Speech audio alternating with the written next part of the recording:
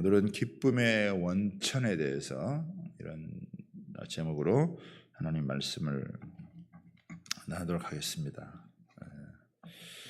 이 바울 사도가 계속해서 이 기쁨이라고 하는, 기뻐하라라고 하는 이 단어를 멈추지 않고 계속해서 사용을 하고 있습니다. 감옥에서 하는 이 말이 결코 가벼운 말이 아닙니다. 상황이 어려우니까 그냥 기뻐해라, 이런 정도의 말이 아니라고 하는 것을 우리는 알 수가 있습니다. 여기 보면은 끝으로 나의 형제들아 이렇게 얘기했는데, 이 끝으로라는 이 단어는 그러므로라고 이렇게 이야기를 할 수가 있습니다. 더욱 더 이렇게 말로 강조하는 그런 말일 수 있습니다. 그러므로 더욱 내가 힘주어 말하노니 주 안에서 기뻐하라, 이렇게 이야기를 하는 것입니다. 그러니까 이걸 또 다른 말로 하면 기쁨을 빼앗기지 마십시오, 이런 이야기가 되는 거예요. 왜 이 사도 바울이 빌립보 교회 성도들을 향해서 주 안에서 기뻐하십시오, 주 안에서 기뻐하라, 왜 이런 말을 하느냐, 왜 이런 권면을 하느냐, 이 자칫하다가는 이 기쁨을 빼앗길 수 있다라고 하는 거예요. 기쁨을 빼앗아가는 도둑이 있다는 거예요. 내가 그냥 가만히 이렇게 살아가다가 보면 그냥 저절로 기뻐하는 게 아니라 이 기쁨을 빼앗아가는 도둑이 있는데, 이 도둑을 잘 막아내야, 그래야 우리가 이 기쁨을 지킬 수가 있다. 신앙생활을 하는데 기쁨을 잃어버렸다. 신앙생활을 하면서 이에 기쁨을 상실했다. 이거는 가장 큰 것을 잃어버린 거다, 이거예요. 우리의 신앙의 지표가 뭐냐? 정상적인 신앙의 지표가 뭐냐? 그것은 우리에게 기쁨이 있다라고 하는 거예요. 그런데 어느 순간 잘못하면 이 기쁨을 빼앗기고 잃어버려서 우울한 모습으로 살아갈 수 있다. 바울은 감옥 안에서라도 이 기쁨을 빼앗기지 않고 잃어버리지 아니하고 이 기쁨 가운데서 지금 살아가고 있는데, 자유로운 가운데 있는 이 빌립보 성도들이 기쁨을 잃어버린다라고 하는 것은 말이 안 되는 것이죠.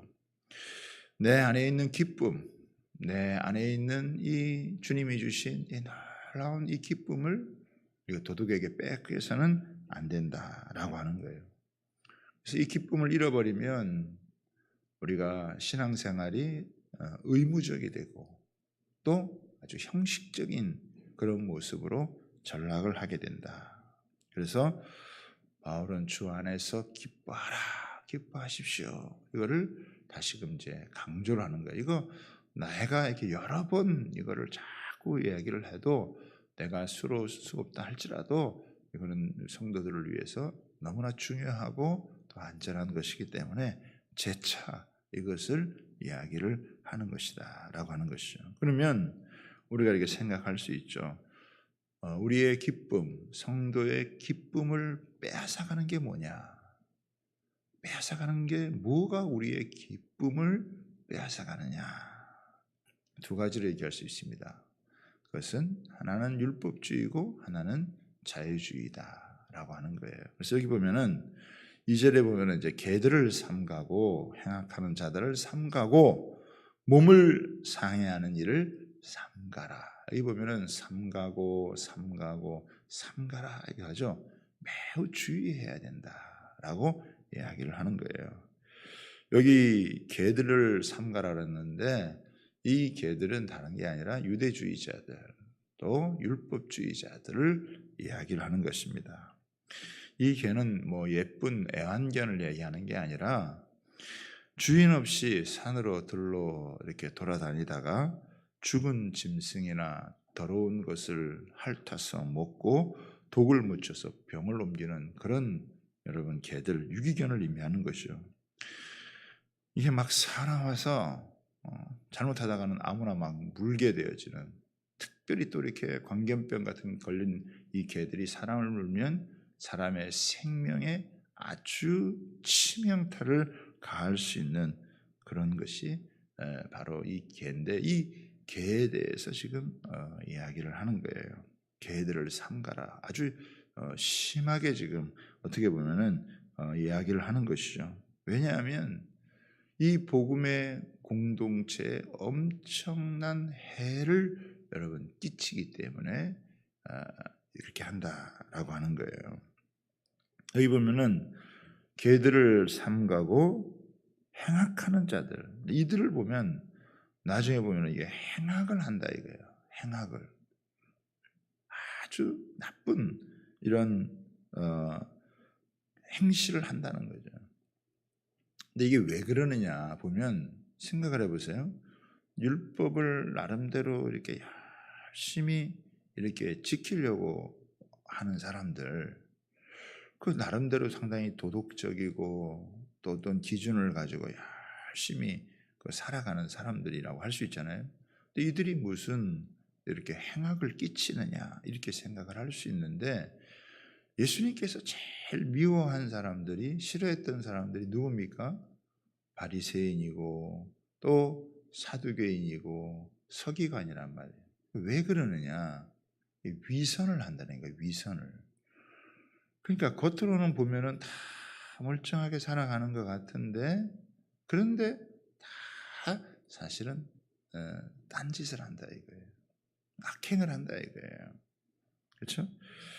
마치 율법을 다 지킬 수 있는 것처럼 사실은 행동을 하고 살아가지만 실제로는 그 마음에게는 너무나 음란하고 더러운 것들이 많다 이거예요. 이런 것들이 사실은 엄청난 해악을 가져오는 것이다. 해를 끼치는 것이다. 이게 중심의 변화를 경험하지 못했기 때문에 모든 걸 사실은 인간적으로 이렇게 생각을 하는 거예요. 그리고 이제 또 하면은 몸을 상하게 한다는데, 여기 개역 한글에 보면은 뭐가 나오냐면은 손할례당이다 이렇게 이야기를 해요. 이 사람들은 할례를 굉장히 중요하게, 이 할례라고 하는 것은 아브라함 때부터 전통이 내려온 거 아니야? 하나님의 언약의 백성으로서 해왔던 이 할례를 행하는 건데, 이 할례를 너무너무 중요하게 생각하는 거예요. 근데 이제 예수님이 오신 다음에 예수님으로 말미암아서 구약의 모든 건 다 그림자예요. 이제 실체가 나타났단 말이에요. 그러니까 구약의 모든 것들은 이제 제사를 지내고 뭐 할례를 행하고 이런 것들은 다 그림자라 이거예요. 실체가 아니에요. 예수님이 오셨으니까 예수님으로 말미암은 것이 이제는 실체예요. 그러니까 구약에 있는 모든 것들은 다 이제는 촛불에 불과한 거예요. 이제는 태양이 떴단 말이죠. 태양이 떴는데 거기에 뭐 촛불을 킨다고 해서 될 일이 아니잖아요. 그런데 이런 것들을 가지고 이제 자꾸 주장을 하는 거예요. 그러니까 예수님 믿는 것만으로 충분하지 않다. 이런 거 지켜야 된다. 이런 거 행해야 된다. 교회 안에 들어와 가지고 예수님을 믿고 죄 사함을 받고 하나님의 은혜를 경험하고 이렇게 살아가는 사람들에게 은근슬쩍 들어와 가지고 그렇게 믿는 게 되는 게 아니에요. 우리는 구약서부터 우리 조상 아브라함 때부터 내가 오랫동안 믿어왔는데 너들 그런 식으로 믿으면 안 돼. 이런 거 지켜야 돼. 율법을 얼마나 지켰어? 이런 거 이렇게 지켜. 너 그거 지키고 살아가. 그런 식으로 자꾸 이렇게 쑤시는 거예요. 그러니까 어떻게 하게 됐어요?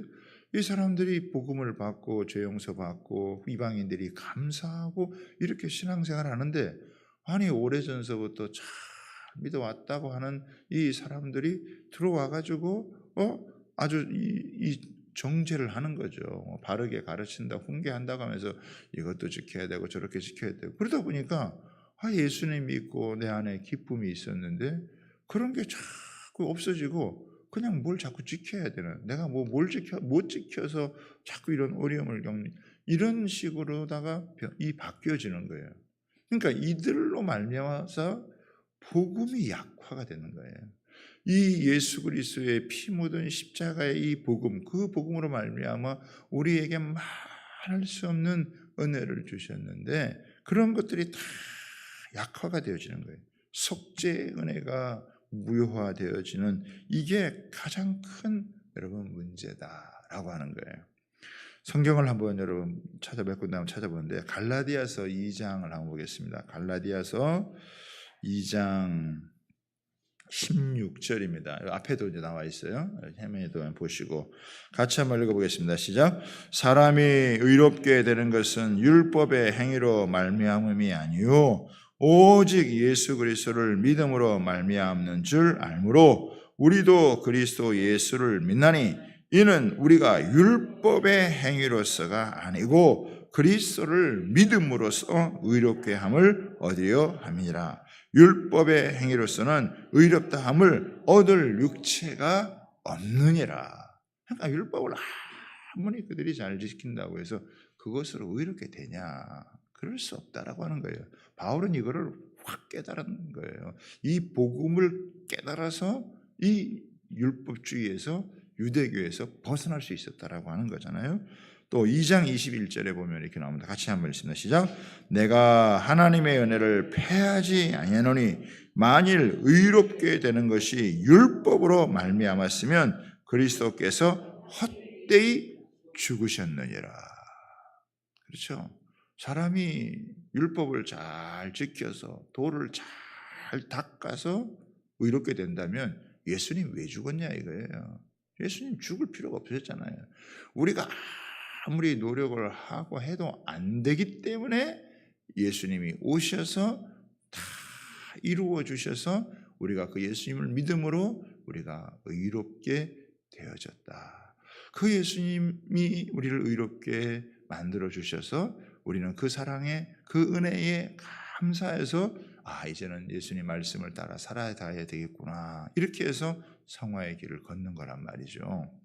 또 갈라디아 3장 11절에 한 번 더 보겠습니다.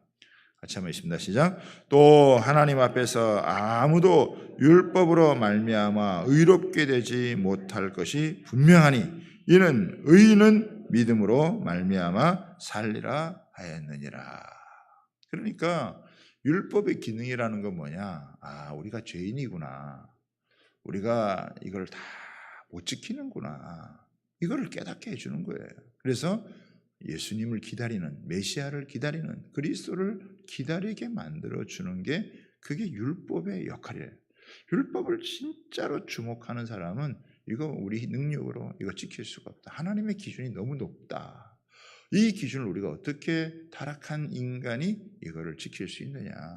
이거를 여기에서 우리를 구원해 줄 수 있는 분은 하나님께서 보내준 메시아일 수밖에 없다. 그리스도일 수밖에 없다. 그래서 그리스도가 오셔서 이것을 이루어 줌으로 우리가 그 은혜를 입는 거잖아요. 예수님 덕보고 사는 사람들이에요, 우리는.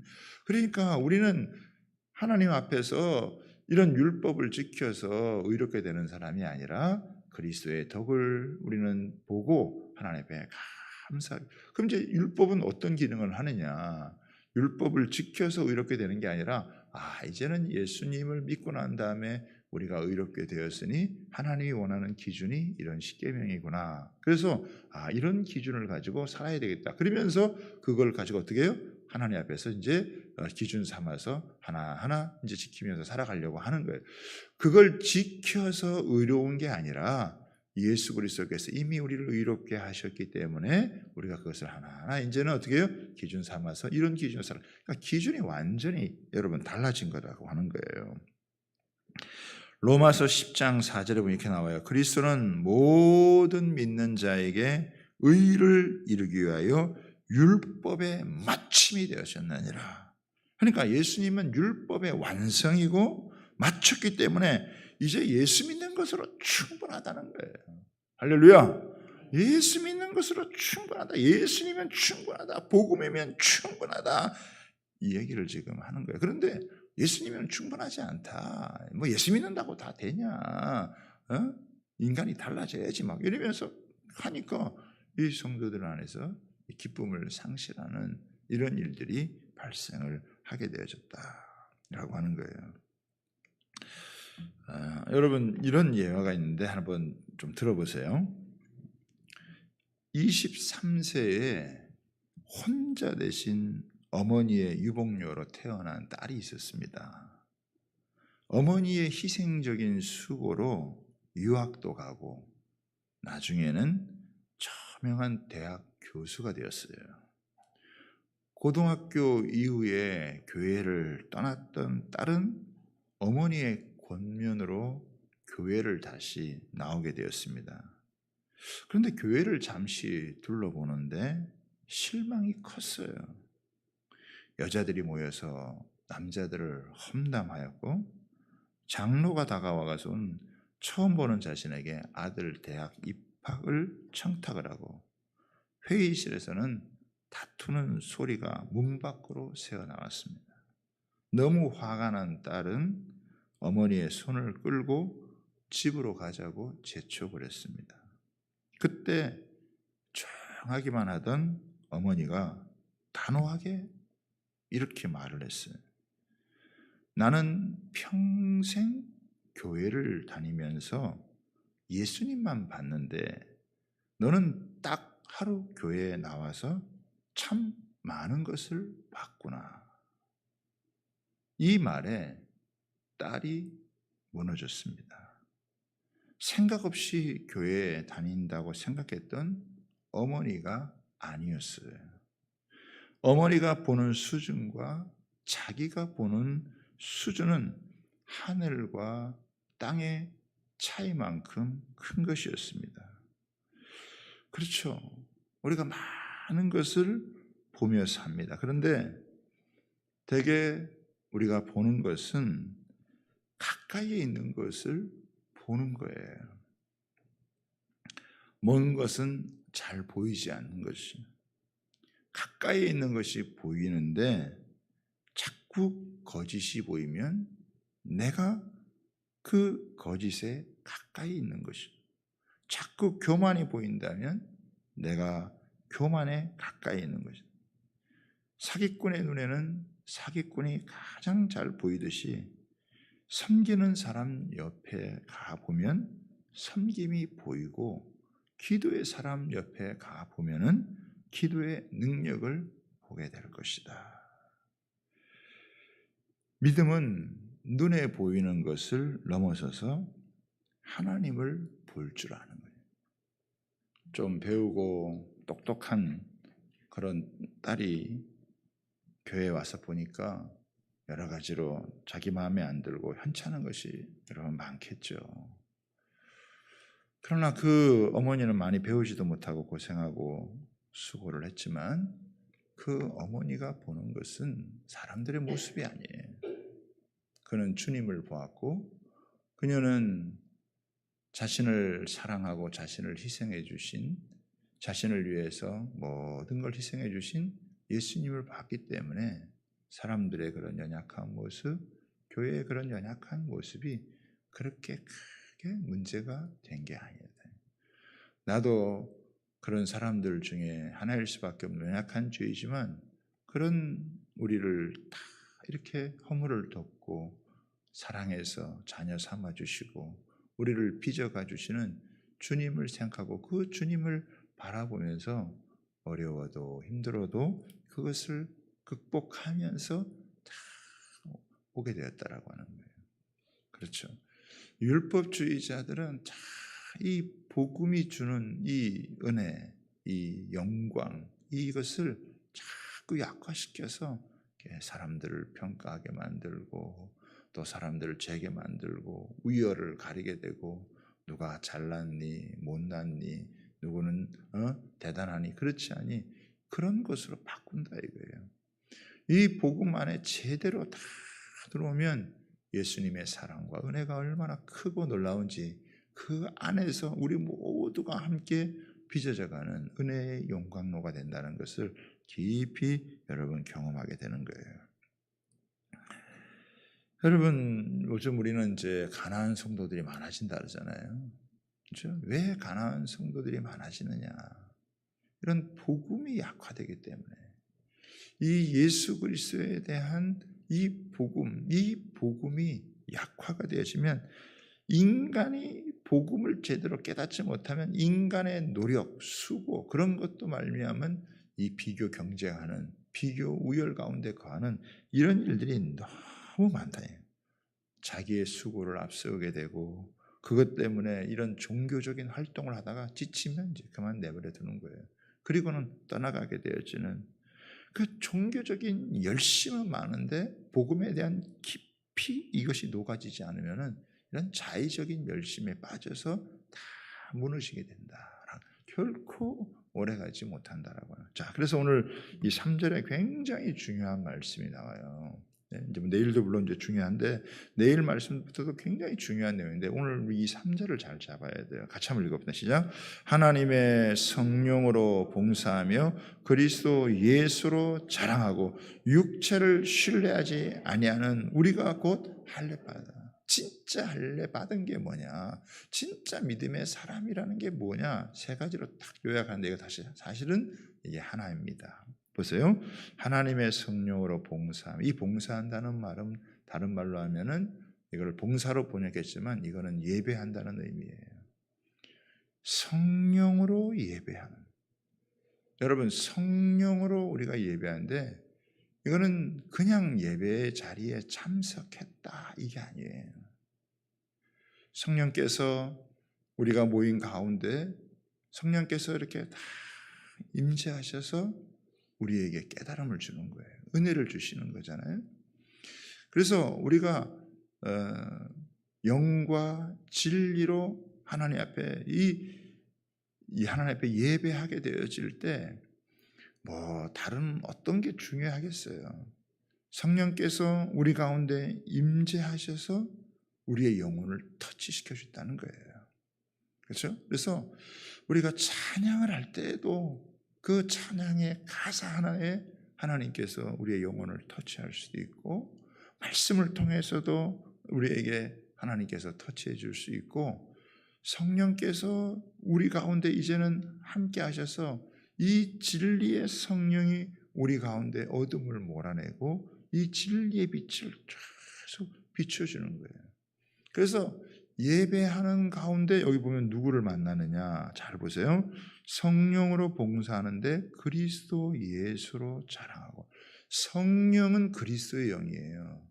성령이 오셔서 계속 우리에게 해주는 게 뭐냐면 예수 그리스도 그분이 얼마나 소중한 분인지 그분이 얼마나 귀한 분인지 그분이 얼마나 놀라운 사랑을 가지고 자신을 철저하게 희생해서 우리를 향해 자신을 아낌없이 내어주셔서 우리를 구원하고 우리를 사랑해. 그래서 성령 안에서 예배드리게 되면 인간의 모든 게 다 사실은 뭐 자랑할 게 없는 거예요. 뭘 자랑하겠어요? 뭘 우리가 내세우겠습니까?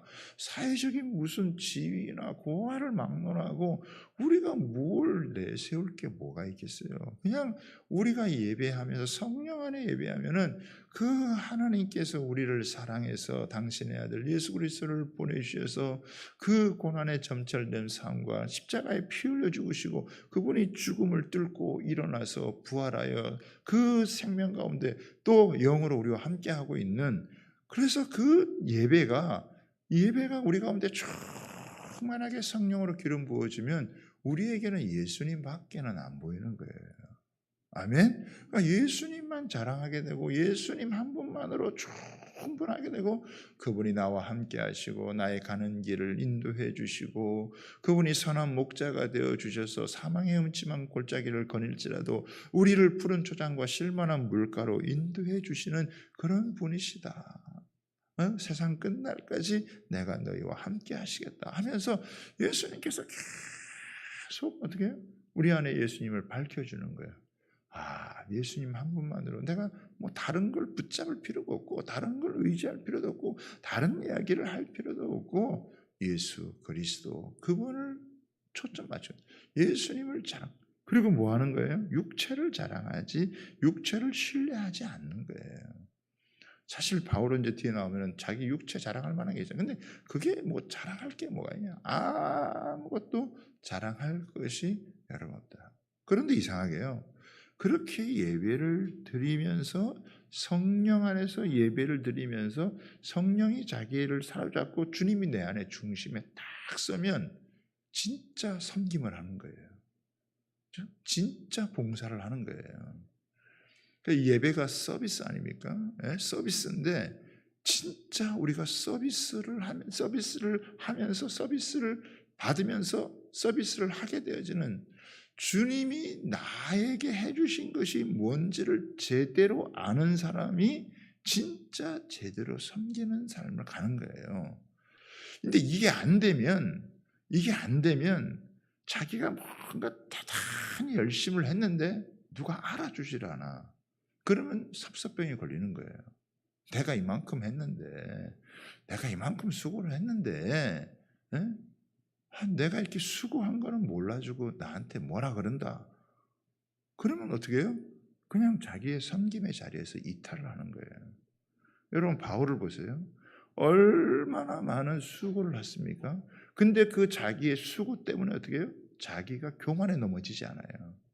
복음이 중심이 안 되면 자기가 너무 많이 교회에서 일을 하게 되어지면은 자기가 열심히 일한 그것 때문에 어떻게 해요? 자기가 높아지는 거예요. 자기가 교만해지는 거예요.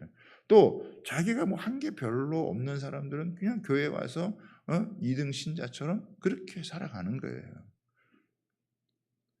그런데 이 복음이 예수님이 다 정말 성령 안에서 예배를 드리는 가운데 정말 주님이 나를 향한 사랑과 우리 교회를 향한 사랑 이것이 충만하게 되면 진짜 과하게 섬겨도 그것이 자기에게는 과한 게 아닌 게 됩니다. 섬기면 섬길수록 예수님만 드러나게 되는 예수님을 더 사랑하게 되는 예수님의 은혜가 더 흘러넘치게 되어지는 예수님 한 분밖에는 우리가 사모하고 우리가 예수님 한 분밖에는 더 높일 뿐이 없고 그 은혜 하나로 우리는 쭉 그래서 그 은혜 안에 있으니까 어떻게 해요? 그 공동체 전체가 그 은혜 안에서 여러분 은혜의 영광로 속에서 한 사람 한 사람 소중히 여기고 빚어져 가게 되어지는 거죠. 그러니까 그 공동체가 뭐 지위, 고아, 남녀 다 모든 차별을 넘어서서 그 속에서 하나님 안에서 아름다운 믿음의 공동체로 세워지는 거예요. 여기서 이 성령으로 봉사한다는 이 말이요. 우리한테는 평생에 중요한 여러분 말씀이에요. 성령으로 예배하는 자. 그냥 예배에 몇 시 예배에 새벽 예배에 뭐 9시 예배, 11시 예배에 참여했다는 게 아니라 하나님 안에서 성령 안에서 예배를 하는 그 가운데 성령께서 아주 민감하게 우리를 터치할 때 그것을 받아들일 수 있는 그런 하나님의 사람이 되어지면 그런 예배가 되어지면 그런 사람은 예수님만 자랑하게 되고 예수님만 자랑하는 가운데 그 예수 안에 있는 말할 수 없는 그 기쁨이 자기의 영혼 가운데 충만하게 거하게 돼서 자신의 교만으로부터 자기를 지켜주고 자신의 부족하고 열등감 가운데 자기를 지켜주고 여러분 나 같은 자를 그렇게 예수님이 사랑하셔서 예수님이 그렇게 아껴주셔서 자기를 희생해서 나를 구원해 주시고 또 나를 빚어가시고 나를 빛들로 나타나게 하시기 위해서 지금도 일하고 계시고 그리고 성령이 오늘 우리가 찬양했지만 성령님의 권능이 나의 능력이 되게 하시는 그래서 불가능하다고 생각했던 것들도 가능하게 만드는 이런 역사가 이게 이 성령 안에서 이게 있어지는 거예요. 그 성령님이 내 안에 우리 공동체 예배 가운데 그때 함께 한다라고 하는 거예요. 그러니까 이게 얼마나 놀라운 이 은혜가 있느냐. 진짜 은혜는 그런 어떤 형식을 갖고 그런 틀에 박혀서 종교적 의식을 하는 종교의 노예가 되는 게 아니라 복음의 능력, 복음의 은혜 가운데 거하게 되는 이게 진짜 할례다라고 하는 것을 이야기를 하는 거예요. 여러분 이거를 우리는 더 깊이 여러분 마음에 새겨야 돼요. 정말 사랑하면 살아갈수록 예수님 밖에는 보이는 게 없는 예수님의 그 사랑과 그 은혜 밖에는 또 그 우리를 향한 주님의 도우심밖에는 주님밖에는 보이지 않는 거예요. 다른 뭐가 필요하겠어요? 교회 안에 이 복음만 확실하게 서면 그러면 나머지 모든 부분들은 주님께서 책임을 지시고 주님께서 이루어가게 하실 줄 여러분 믿습니다. 바울은 이게 너무 분명했던 거예요. 왜 다툼이 일어나느냐? 왜 싸움이 일어나느냐? 왜 분열이 일어나느냐? 그게 다 원인이 뭐냐? 예수님이 누군지를 모르고 복음이 뭔지를 모르고 내가 받은 은혜가 뭔지를 몰라서 그런다. 그러니까 교회 와서 열심히 일하기 전에 여러분 열심히 일하기 전에 훨씬 중요한 게 뭐냐? 하나님이 나한테 뭘 해주셨냐? 예수님이 나에게 뭘 해주셨느냐? 이거부터 먼저 알아야 돼요. 그래서 교회는 오버워킹 하는 데가 아니에요. 오버플로잉 해야 돼요. 내 안에서 주님의 사랑이 넘쳐나서 일을. 그 일하다가 뭔가 이렇게 내 기쁨이 사라진다. 그래서 내려놓는, 여러분 그거는 일을 잘못했다는 거예요. 내가 했다는 거예요. 그렇잖아요. 내가 한 일이 무슨 하나님께 무슨 상관이 있겠어. 지 기분 좋아가지고 하는 건데. 그러다가 뭐 자기 싫으면 그만두고. 여러분 그런 거 아니라 이거예요. 그래서 우리가 일해서 일이 좀 과해진다, 일이 많아진다라고 했을 때 그 사람은 사실은 더 깊이 하나님 앞에 나와서 하나님께서 내게 해주신 그 일을 먼저 충만하게 받아서 그 복음의 능력이 나한테서 흘러넘치게 해야 되지, 막 쥐어짜가지고 그냥 어떻게 해가지고 그러다가 알아주지 못하면 막 신경질 내고 짜증내고 그래서 갈등이 생기는 그런 거 절대 원하지 않는다. 일 안 해도 괜찮거든요.